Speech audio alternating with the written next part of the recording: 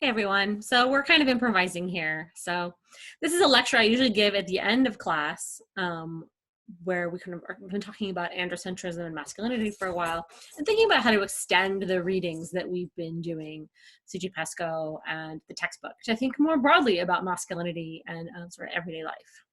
And so one thing I want to focus on is this new research by Tristan Bridges and Tara Lee Tober on mass shootings.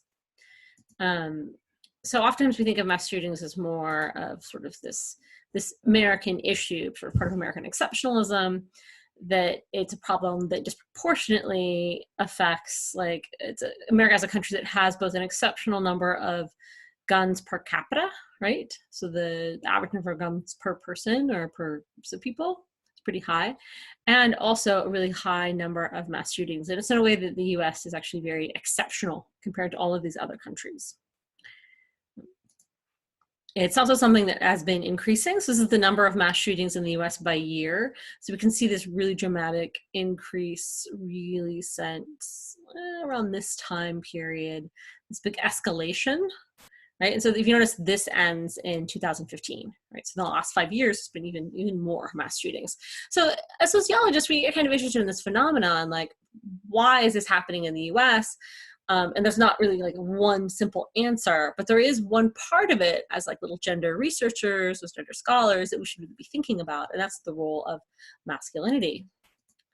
There's this increasing number of victim fatalities, victims injured over time, but I think it's also really important to realize that multiple victim homicides, right, so homicides with 3 or more victims, are still a very small share of all homicides. Most homicides are a person to a person. In terms of relative risk of things that could happen to you as a person, this is something that's very unlikely to happen to you as a person. And that's important whenever we think of something that like is a big social problem, like kidnapping or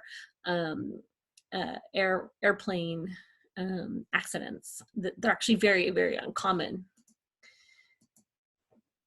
One thing that we don't talk about a lot in the media is that these school shootings, or mass shootings in general, are disproportionately committed by men.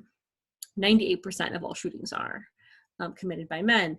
And over half, one of the things that Bridges and Tober found in their research, that over half of the men begin by shooting a wife, ex-wife, girlfriend, or ex-girlfriend.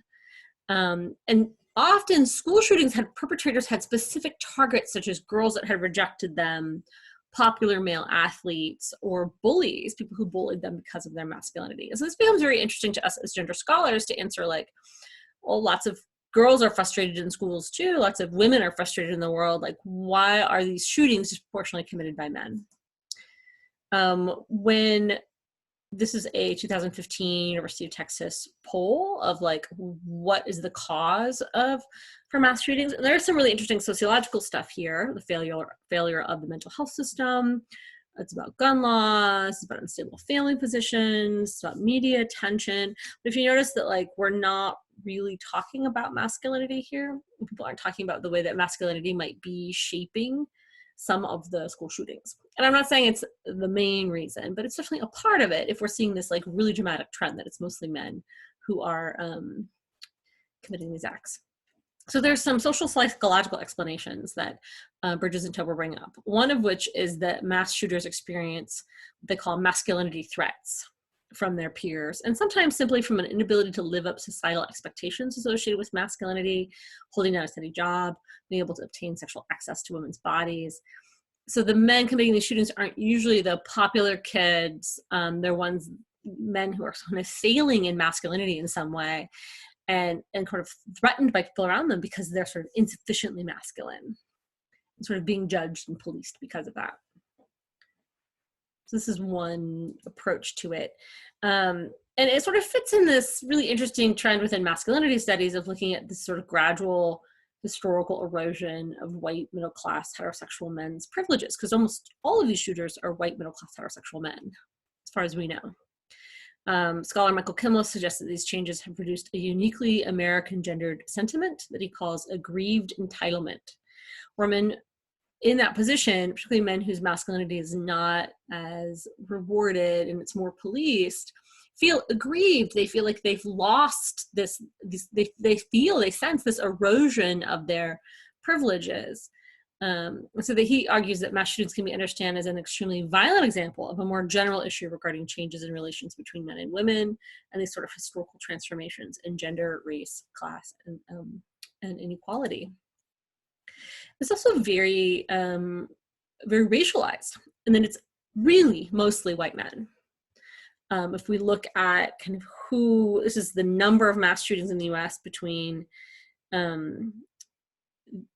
these two time periods, and almost all of them, like a very, very large percent have been committed by white men. And Latino men, highly unlikely to commit these. Black men commit them at much lower rates than would be expected based on their percent in society, and rates of gun ownership. So this is also a very white phenomenon. So I think that adds a whole other layer. There has been some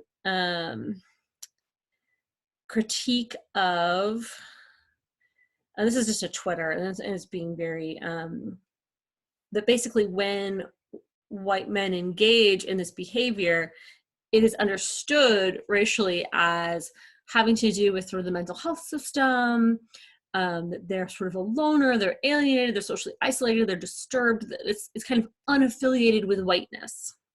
Whereas when Black men engage, or Latino men engage in this behavior, they're framed as thugs. It's connected deeply to both race and masculinity. And that when Arab American men and Middle Eastern men engage, Muslim men engage in this in gun shooting behavior, right, it's framed as about terrorism, which is also heavily racialized. So there's something here too about race, and Bridges and Tober don't entirely go into it into their work, but just to point out that the way that we talk about mass shootings often ignores the role of masculinity, particularly the role of white men's masculinity, and not just any white men's masculinity, but white men's masculinity who's considered to be kind of threatened, or insufficient in some way.